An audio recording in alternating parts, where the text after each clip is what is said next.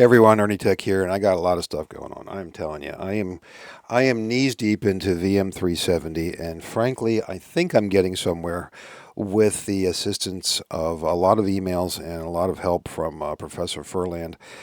Watching the Moshix videos, especially M66, and occasionally hopping onto the Moshix forum and seeing if anybody is talking about VM370.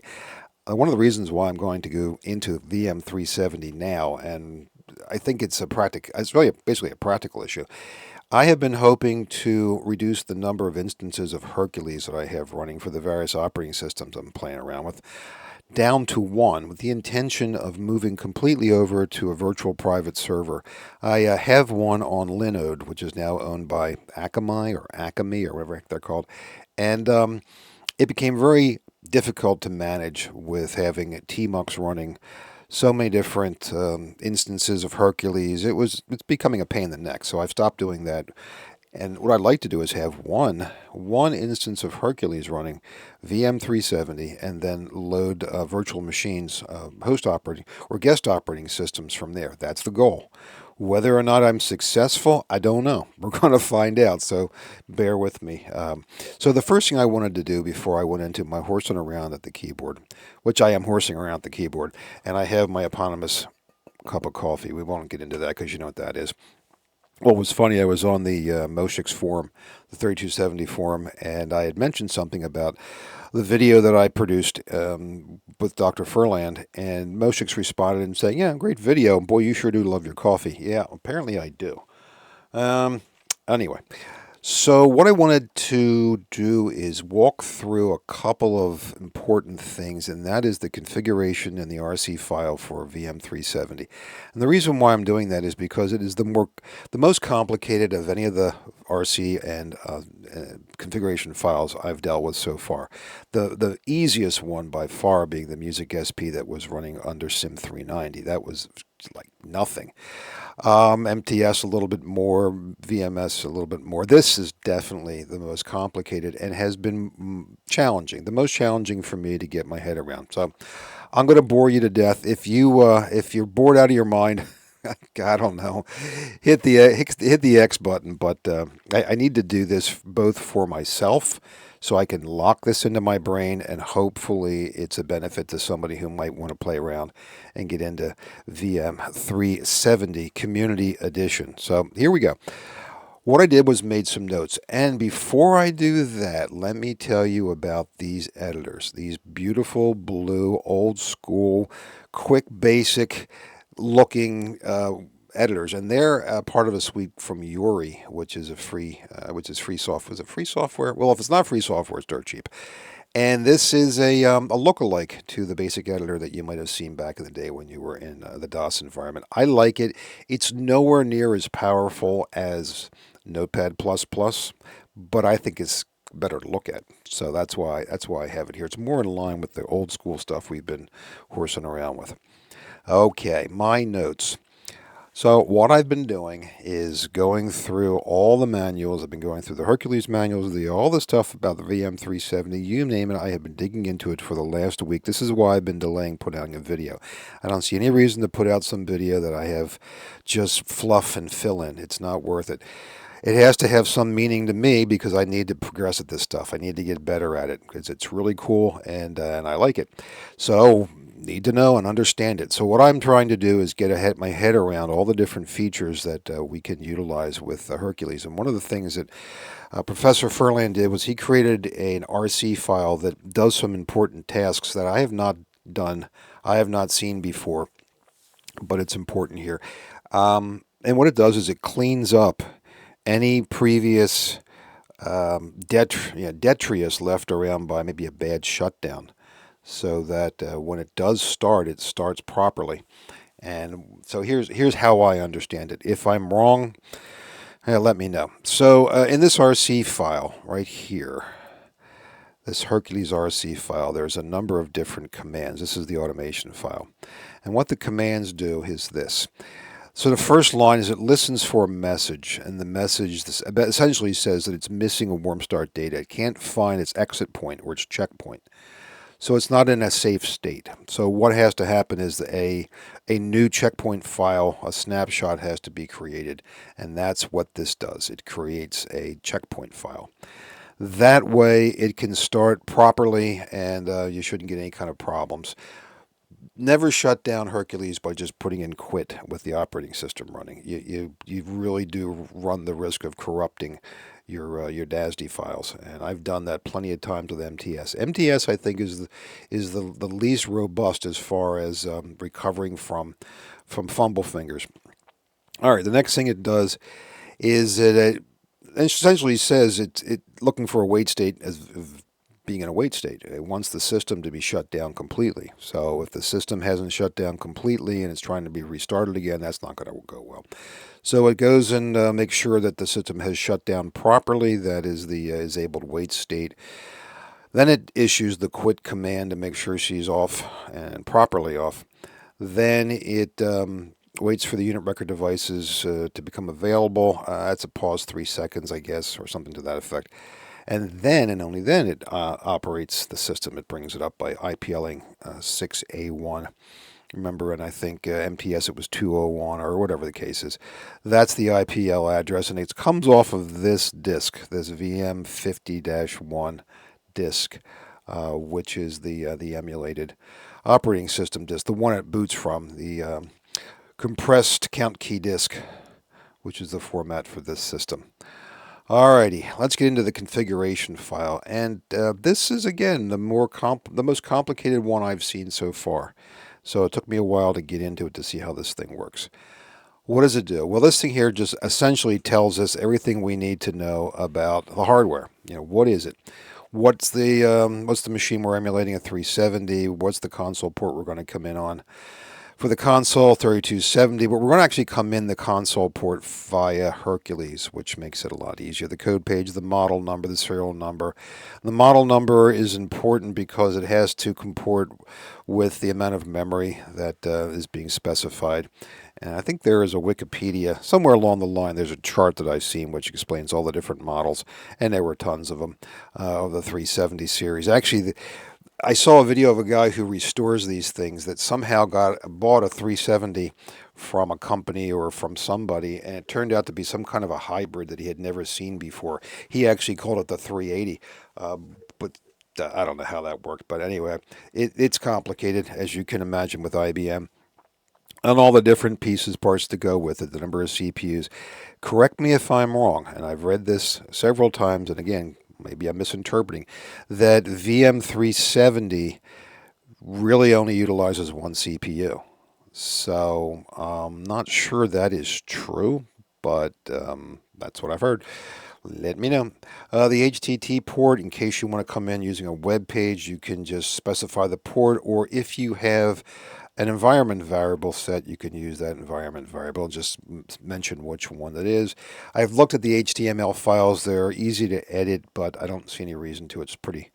It works pretty well. I'd rather come in through the old-fashioned way. The unit record devices, so your readers, your punch, your printers, the 1403, the common 1403s. Right here is interesting. So this guy right here, this 3525 punch PCH, in referencing it in VM370, it's referring to it as PUN, not PCH. I guess there's a reason for that, but that's something I found interesting, is that you're going to punch. This is the text file here for output from a punch card printer, but it's actually referred to as PUN. Okay, well, anyhow. The integrated console. So the integrated console, again, that is going to be done right through Hercules. That's not actually going to be done as a separate console window, which makes things a lot easier, especially if I'm running on a VPS, because I don't have to have another console running inside of a TMUX window or session. I like TMUX. It's fantastic. It really is. But if you get too many windows, too many sessions, too much stuff going on, my little brain gets lost, and I want to make this as simple as possible. It's simple on the outside, complicated on the inside. tape drives that are available to the various operating systems, the guest operating systems, or CMS, or whatever the case may be. One of my goals is to try to get Michigan Terminal System running as a guest in VM370. And that's very important that I understand how the tape drive works, because there's messages that come up in MTS asking you to mount a tape to offload some messages or some housekeeping information to tape, and it won't work unless you do that. So I need to understand how the tape drive works so that I can specify them in the MTS configuration. All right, continuing on here, some inter-channel communication stuff. The XNet, not important to me. So this is the complicated stuff right here. This is where it got really involved. This is the specifications for all of the emulated disks. They're going to function under VM370 or make up VM370 that will be referenced by Hercules. And this one right here, VM50-1, as you notice, that is the IPL address, 06A1, IPL 6A1, so that is where the system boots from. Goes right from there. As I understand it, the shadow file is really where things happen for the most part, so that you don't corrupt this, and only at some point in the future are you able to merge these two using an outside utility provided with the Hercules instance. So again, if I'm misunderstanding this, because you have to see me sitting there at my desk in my little, my wife calls my office the TARDIS. Bigger on the inside than you go in it seems like it's bigger than the door you walk through, whatever. But studying this, the best I can understand is that the shadow file is the file where all the changes occur until you decide to write those changes back to the main disk so that you don't corrupt the main disk. And it's a process that you can manually do using a utility. Did I get it right? I don't know. We'll see. Anyhow, that's it right there. Then you have the drives or the DASDs or the disks that are used from other applications. For instance, the duplicate or the clone of CICS, and then some of the things that are built in to the system already. The conversational monitoring system. That's the actual operating system. Monitor system. That's the OS that you can do things in, write files, horse around with the editor, and so on. So VM370 is essentially. Remember the movie Tron? And you had that big giant head that was spinning that Tron was going to use his little frisbee and break it or whatever the case be. That was called the MCP. And the MCP was all powerful and it ran everything. Nothing could happen unless the MCP permitted it or controlled it. And the CP, the control program of VM370, is really just that. It is the MCP. So now you can I can get an idea of where the writers for Tron kind of come up with this stuff, because the CP runs everything. It is the go-between. And I'll show you in a second. So at the end of this video, hang in there, because I want to show you a couple of little graphics that I made that I think kind of make this all crystal clear, or maybe crystal mud. We'll see. All right, all that kind of stuff here. This is interesting too, and I'm not really understanding this yet. And this has to do with a predecessor, a prior. I can't say it's an instance of VM370, but sort of like its father. It's predecessor, CMS67. So I'm not sure how that works in here. But anyhow, this was important to me, or is important, because it is the include files for the configuration files for each of the guest operating systems. So UTS, DOS-VS, and MTS, which is not running yet because I haven't figured out how to do it, but I put this in here. This didn't come with it. UTS is the Unix-like system that came from Amdale, so it will run in there. You can IPL that inside of this virtual machine environment. Same thing with DOS-VS. I haven't done it yet, but MTS is where I want to try to get the Michigan terminal system running. Why am I obsessed with Michigan terminal system? Well, I'm not, but I don't think I gave it its due, and I want to be able to get it up and running inside of VM370. I also want to be able to get Music SP up and running. Overkill? Yeah, maybe. Same thing down here. Typewriter terminals. Yeah, I mean you can get input from them, and you can get output to them, I suppose. They're not important to me. What's important here is these, and this is the remote login 3270s that you would use TN3270 emulators on your PCs to get into.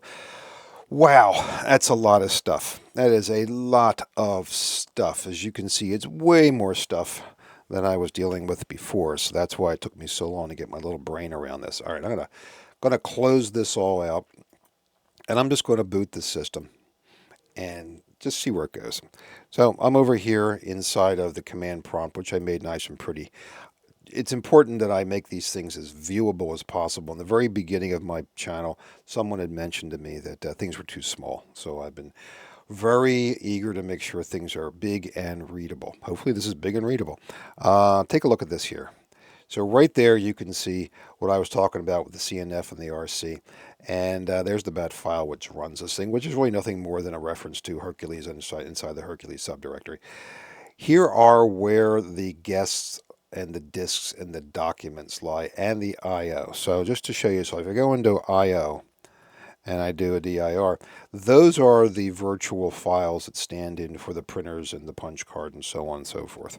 So that's where output goes to live once it does. The other thing is that if I go into there you go.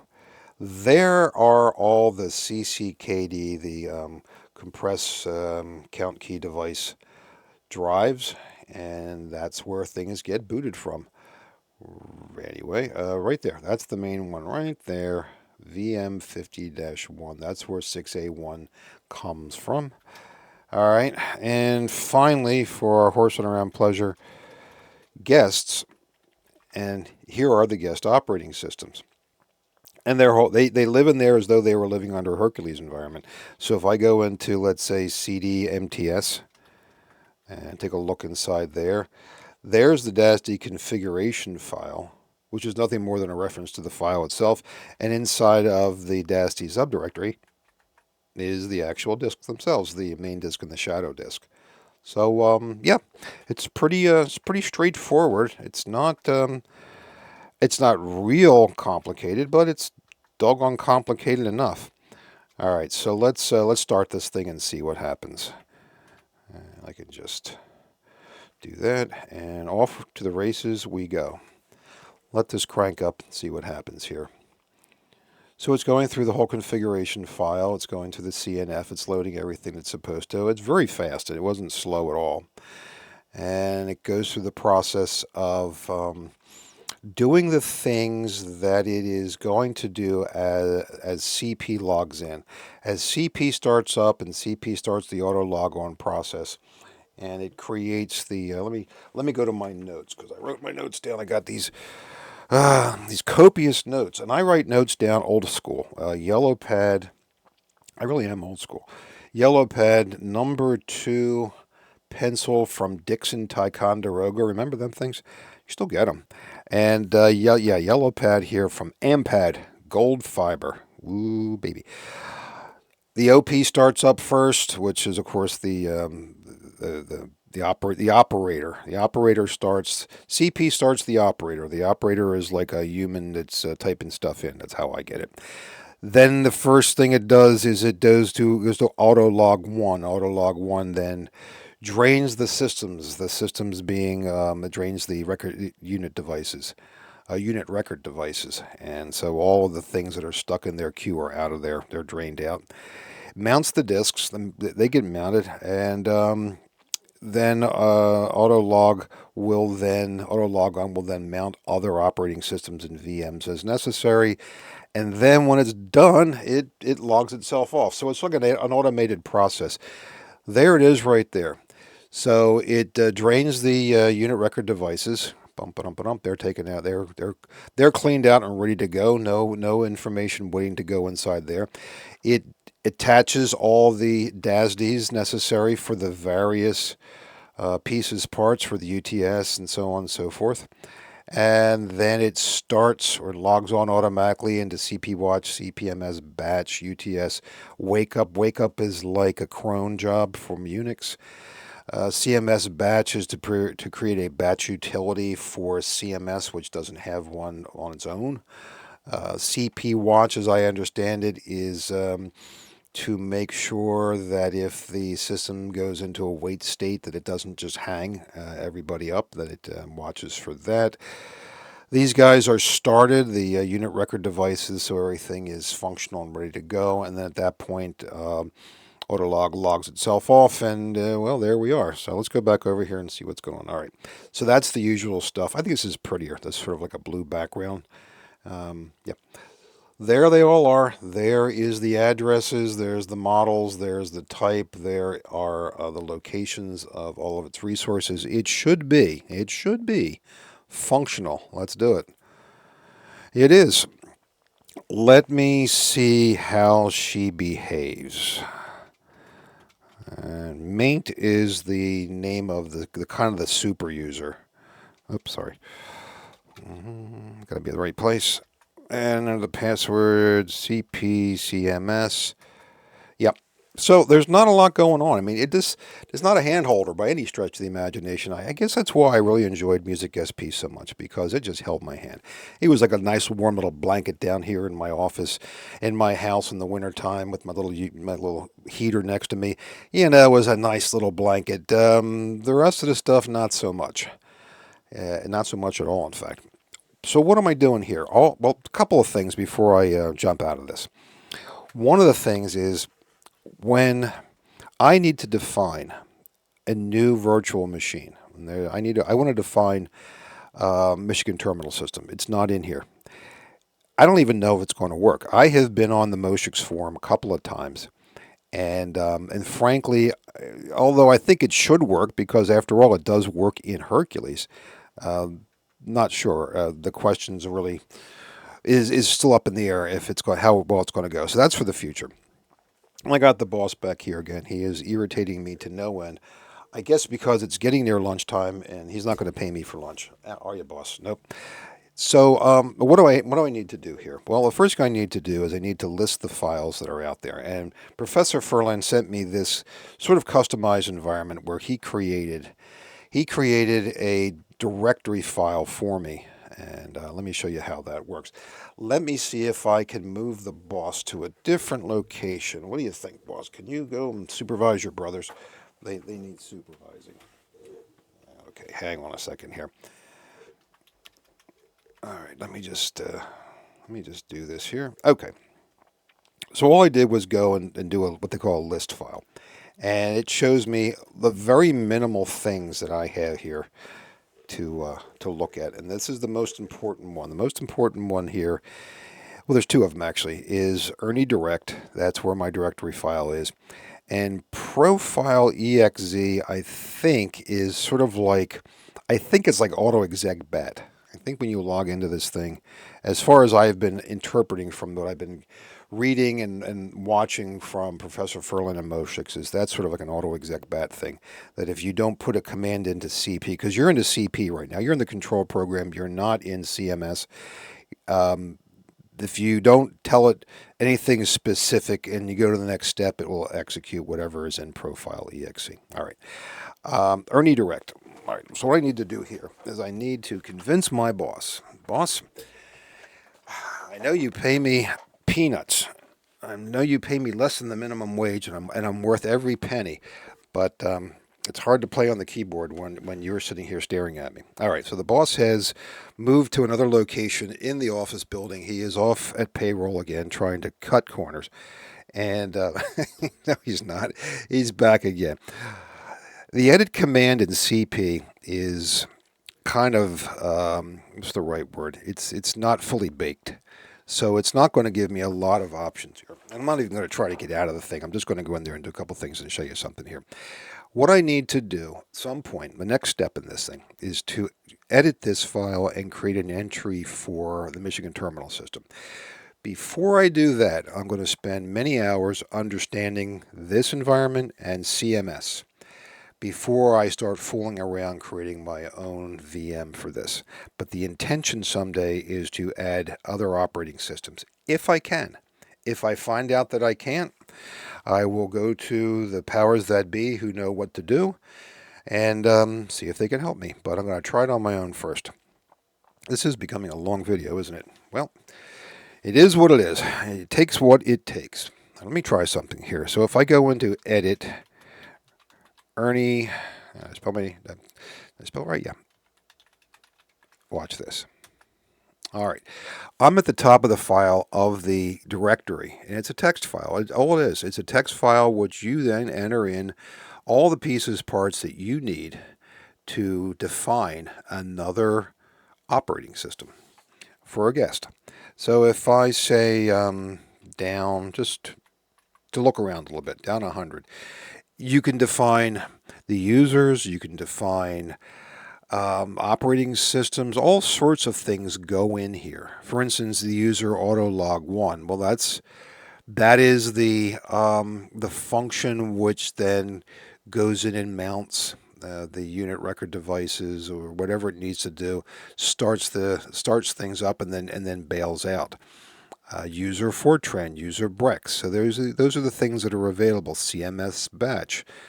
They're all in here, and the classification, the amount of memory it uses, how it IPLs. But what I'm looking for, and I'm looking for a guide on how to create another instance of a virtual machine from a guest operating system like, say, UTS. I'm going to try something here. I know there's an easier way to do this, but okay. So I jumped down to the end of the file because I kind of knew how big this thing was, and it's long. Right here is important because you notice here it says user UTS OMDL. User is sort of equivalent. It's an equivalent terminology for specifying a guest operating system, almost like the guest operating system is the user, and you can log into it. UTS is the Unix-like system for the mainframe that was created by the OMDL company. So this tells you everything you need to know. It needs to know, VM370, on how to define this and how to include it as part of its virtual machine guest list. And if you remember back at the Hercules, excuse me, more coffee. Hold on, more coffee. Hold on. Yep. It's the spot. If you recall, back at Hercules CNF, there was an entry called included, and it included the actual disks through another CNF file to tell VM370 all about where to find in the directories, the Windows directory in this case, where to find that DSK file, and so it could actually run it as a VM. But before you can do that, you have to specify in this directory file we're looking at exactly what it means. So in this case here, I haven't looked too closely, but it basically says here's the kinds of things that we are specifying that UTS needs. Where to IPL from 220, the consoles, the 3270, the reader, the punch, the disks that make up that particular system. Now in MTS, it's very simple. It's only a disk, one disk, and a shadow file. That's the next step after I learn how to use this thing, and it's going to be a while. So, all right, I think I have bored you out of your brains enough already, but I wanted to bring you through this and show you just where I was. And I have to thank Professor Furland, who has been extremely generous with his time and gracious enough to send me information and videos. Very helpful, and he hasn't heard from me in a couple of days. I'm probably emailing him too much, but rest assured, I am digging through the two videos he created. All right, that's enough for now. Hey, listen, hang on a second here. When I pop off of this, I'm going to go into a couple of slides that I hope we helpful here. So anyway, all right, hang on. Let's go to the next step here. So where to find this thing? So there is a website called the VM370 Community Edition, and you can get it right from there, right from the source. Not a lot of information there. It's not a tremendous amount as far as what you can see online, but that's where you can download it from. The other place you can get it is from my little mainframes website, the ErnieTech's little mainframes. And what I've done is moved it to the top. Now everything else is still there, all the rest of the references to the different operating systems and the turnkey environments that I've made. But the VM370CE TK is at the top of the list. And this was provided to me just as it is from Professor Furland. And he has been a great resource, as you can imagine. It's turnkey. As we saw in the video, you just double click the batch file and off you're running. But it's important to understand what it's doing. So hopefully the previous video, as long as it was helpful to get you there. What I wanted to show you was essentially this. Let me just move down to the next video. All right, this is, yeah, it's a little cutesy pie. I apologize for that. Every once in a while I get in the mode to get creative. It doesn't last long, but when I do, we get right to it. What I wanted to show was how this all goes together. And in the process of trying to figure this out, I had sent a couple of revisions of this, a couple of iterations up to Professor Furland in Montreal and asked him if I understood this correctly. And he was kind enough to let me know that not really, not at first. I believe this one does the trick. And what it shows is the relationship between the virtual machines, the control program, which is the heart of VM370, and the actual hardware, which is at the bottom called mainframe, which is Hercules.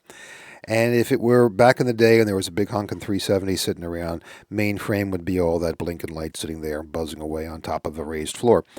CP is, as I mentioned in the video, in my mind, akin to the master control program from Tron, the big old spinning head. If you go and watch Tron, the original one, not the remake or not the one later on, which is fine, but the original one was friggin' awesome.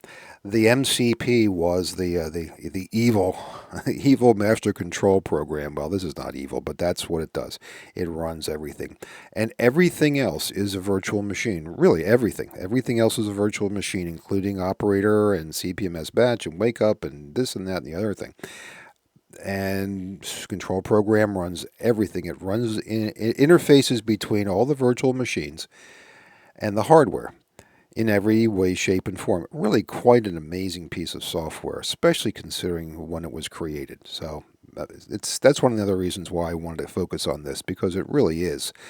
It's a really interesting piece of history, and it runs amazing, but it's complicated. Okay, let's look at it a little bit further. And as you can see, each one of those sort of orangish looking tabs is a function or an operating system. And they all operate as virtual machines. So at the top you can see what each one is for, and at the bottom same kind of a thing. But you can add to it. For instance, if I am successful, and I can't tell you that I'm going to be, but if I am successful at getting MTS to run, Machine Terminal System to run, under the VM370 environment, it will be another one of those orangish looking tabs. It will be another virtual machine that believes in its little MTS mind that it has the hardware all to itself, but of course it doesn't. It's sharing it with everything else. If you notice right in the middle it says UTS, users and apps. Well, yep, UTS can let you log in, or let's use MVS as the example because MVS is more familiar to some of us. MVS will be a guest operating system or a virtual machine, and it will have users that you can log in, your account, and you can run things that you're allowed to run. You can develop, you can run Fortran, you can compile, whatever you can do under your permission, you can do, and it's on the same machine as all the rest of these functions. Some of them are functions which don't have necessarily user interfaces. They are run by, I think, operator on the far left being the virtual equivalent of an actual operator. And the system has there are other things in there as well. I think auto login is in there. There's a lot of different things. This is just a subset of them all. So all you need to know is that VM370 is primarily the control program that interfaces between the virtual machines that it manages and the rest of the hardware world. And there are various guest operating systems that can be defined in the directory that I showed you, if you know how to do it. I don't know how to do it yet. And these things are then supplemented by operator and other VMs which provide certain specific functions. And that's kind of it. All right. This was a long one. This was a long time making, and it took me quite a bit of time before I felt confident enough to make this. If I am missing something that's important, or if I have completely lost my mind and I have no idea what I'm talking about, let me know. It's important that this stuff is done right. All right. Thanks for watching. Please subscribe if you haven't so far, and I will talk to you soon. Bye for now.